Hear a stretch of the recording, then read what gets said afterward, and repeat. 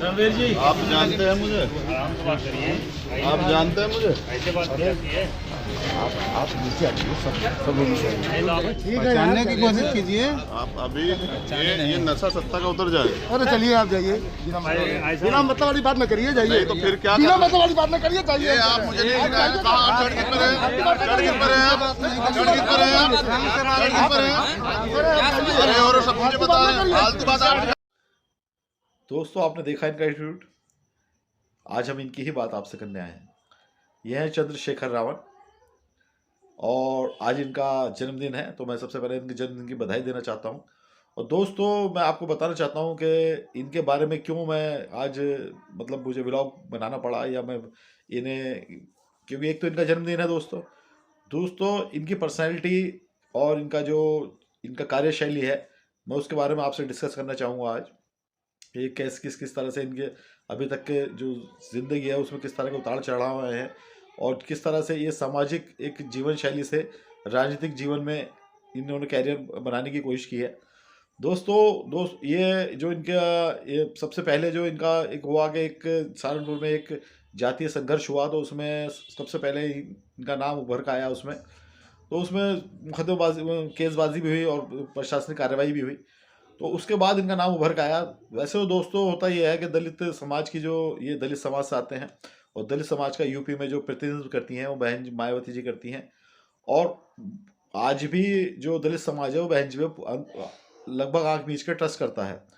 अब उस जगह इन्हें जब चंद्रशेखर की कंडीशन आई, चंद्रशेखर ने अपनी लड़ाई लड़ने की कोशिश की, तो बहुजन मिशन में, क्योंकि बहुजन मिशन काशीराम जी का मिशन था, भीमराव अम्बेडकर साहब का मिशन था, जिसको काशीराम जी के थ्रू क्रियान्वित होते हुए 3-4 दशक लग गए, और मायावती जी के थ्रू वो क्रियान्वित हुआ और इम्प्लीमेंट में आ पाया, जो बहुजन मिशन था, जिस पर काशीराम जी ने कई दशक अपनी ज़िंदगी लगा दी और बहन जी ने भी अपनी ज़िंदगी लगा दी, वो बहुजन मिशन के लिए, दलित समाज के उत्थान के लिए, सेवा के लिए।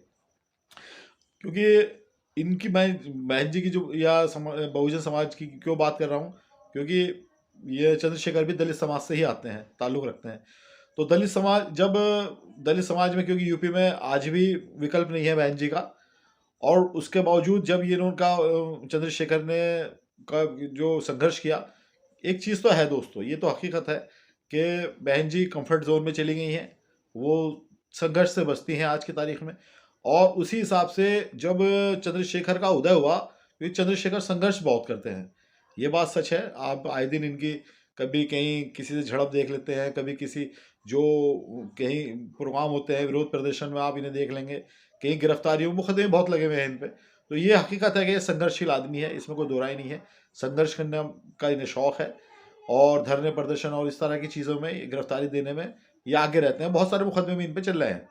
तो दोस्तों, हुआ ये है कि जब ये संघर्ष दलित समाज के से ताल्लुक़ रखते हैं और दलित समाज का प्रतिनिधित्व करने की इन्होंने कोशिश की, तो उसमें हुआ कि बहुत सारे जो बुजुर्ग दलित समाज का आज भी जो तबका है, जो मैच्योर तबका है एज ग्रुप के हिसाब से, वो आज भी बहन जी को छोड़ने को तैयार नहीं है। जबकि जो नौजवान तबका है, जो यूथ है दलित समाज का, वो उसमें बहुत तेज़ी से पॉपुलर हो रहा है चंद्रशेखर। तो फरवरी 2021 के एडिशन में टाइम्स मैगजीन ने 100 प्रभावशाली व्यक्तियों में इनका शुमार किया, चंद्रशेखर का। और हकीकत यह है दोस्तों, पहले इन्होंने अपना एक विंग बना रखा था, एक ग्रुप बना रखा था, ये समझ लिए भीम आर्मी नाम से। और वो भीम आर्मी के नाम से जब वो ग्रुप इन्होंने काफ़ी टाइम से चलाते रहे उसे ये, उसके बाद जब ये घूमते थे, लोग कहते थे भाई आपको पॉलिटिकल पार्टी बनानी चाहिए, खासकर दलित समाज के लोग इनसे कहते थे कि आपको पॉलिटिकल पार्टी बनानी चाहिए। तो पॉलिटिकल पार्टी बनाने के लिए भी इन्होंने काफ़ी जद्दोजहद की और आज़ाद समाज पार्टी इन्होंने बनाई। और उसके बावजूद जब आज़ाद समाज पार्टी बनाई, इन्होंने अभी पीछे इलेक्शन भी लड़ा उसमें, जो विधानसभा का इलेक्शन गया, और इनकी जो महागठबंधन, जो आरएलडी और अखिलेश समाजवादी का गठबंधन था, उसमें भी इनका मतलब ये समझ लिया अब गठबंधन होते होते रह गया कि सीट पर बात बनी नहीं, और बाद में वो इलेक्शन इनका एक तरह से पहला इलेक्शन था आज़ाद समाज पार्टी का, जो कि चंद्रशेखर के नेतृत्व में लड़ा था। तो दोस्तों, दलित समाज का जो बुजुर्ग, मैंने जैसा बताया, वो बुजुर्ग तबका है, वो आज भी बहन जी के साथ विश्वास में है। और हकीकत तो दोस्तों ये है कि देखिए, जो दलित उत्थान के लिए काम बहन जी ने किया है पिछले कई दशकों में, वो उससे दलित समाज भी उसका पूरा ऋणी है और मानता है कि बहन जी ने हमारे लिए बहुत सम्मान दिलाने का काम किया है, बहुत हमारे जो उत्थान का काम किया है। और उसी हिसाब से आज भी चंद्रशेखर को उसमें जगह बनाने के लिए बहुत पापड़ बेलने पड़ रहे हैं। हकीकत तो यह है दोस्तों कि बहन जी का विकल्प आप ये मान लीजिए कि विकल्प मिलना मुश्किल है दलित समाज में। आज भी वो अपनी पॉपुलैरिटी में बरकरार है, उनका रुतबा दलित समाज में आज भी बरकरार है। दलित समाज आज भी उन पर आंख बीच कर विश्वास करता है बहन जी पर। और रही बात चंद्रशेखर की, चंद्रशेखर भी जद्दोजहद कर रहे हैं, वो भी विकल्प बनने की कोशिश कर रहे हैं। और क्योंकि जो मैंने बताया आपसे, बहन जी कंफर्ट जोन की राजनीति कर रही हैं और उसी हिसाब से चंद्रशेखर संघर्ष की और ज़मीनी स्तर की राजनीति कर रहे हैं। और जब उसी हिसाब से जब इन्होंने अदर स्टेट में भी जाके मुद्दे उठाते हैं, चाहे उसमें हाथरस का मुद्दा हो, चाहे एनआरसी का मुद्दा हुआ, तो उसमें दिल्ली में जामा मस्जिद पे ये संविधान की बुक लेके पहुंच गए, तो वहाँ भी उस हिसाब से भी काफ़ी इन्हें मतलब पॉपुलैरिटी मिली। मुस्लिम समाज भी इनसे जुड़ने की कोशिश हुई इसमें। तो ये हकीकत है दोस्तों के अभी तो मैं इतना ही कह सकता हूँ कि उतना गैप इनका नहीं है, उतनी जगह नहीं बना पाए हैं, ये पॉलिटिकली अपने आप को इतना वजूद नहीं बना पाए हैं।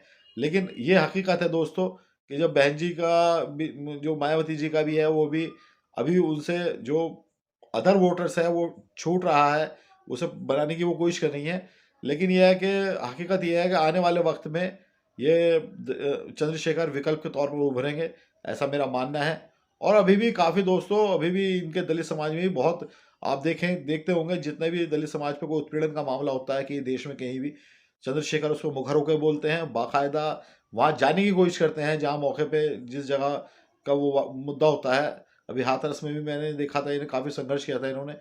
और दलित समाज के साथ साथ ये अदर समाज के लिए भी जो संघर्ष का मुद्दा होता है वो भी उठाते रहते हैं। तो दोस्तों मेरा ये व्लॉग, क्योंकि मैंने आपसे बताया कि मैंने बताया कि दलित समाज के वो बड़े नेता हैं, तो हकीकत तो यह है दोस्तों कि दलित समाज में बहुत एक से बड़े लीडर हुए हैं, चाहे बाबू जगजीवन राम जी रहे हो, मीरा कुमार जी रही हो, चाहे रामविलास पासवान जी रहे हो, चाहे और भी बहुत बड़े बड़े लीडर हैं। लेकिन हकीकत यह है जो मर्तबा रुतबा बहन मायावती जी को मिला है यूपी में खासकर, वो दूसरा कोई नहीं ले पाया अभी तक उनकी जगह। लेकिन मैंने ये हकीकत देखी है कि इन 30-40 सालों में उसमें सेंधमारी होते हुए नहीं देखी थी मैंने बहन जी के वोटर में। लेकिन चंद्रशेखर, दूसरे दलित नेता मैंने ऐसा देखा है 3-4 दशक में, जो बहन जी को चैलेंज जिससे मिल रहा है। दलित समाज आज काफ़ी बड़ी तादाद में चंद्रशेखर से जुड़ रहा है, जो कि हो सकता है कि आने वाले वक्त में विकल्प के तौर पे बहन जी के लिए एक खतरे की घंटी भी साबित हो सकता है। लेकिन अभी फ़िलहाल कोई ऐसा असर चंद्रशेखर का वोटर पे इतना नहीं है। बहन जी के साथ दलित समाज आज भी चट्टान की तरह खड़ा है।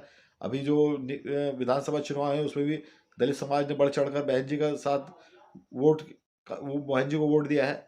तो दोस्तों ये मेरा व्लॉग था चंद्रशेखर जी के लिए, क्योंकि चंद्रशेखर रावण नाम से इनका स्पेशल ये है, इन्हें जो मेन पॉपुलैरिटी मिली है मेरा मानना है उसमें रावण लफ्ज़ का लगना बहुत इनके लिए पॉपुलैरिटी का बाइस बना है।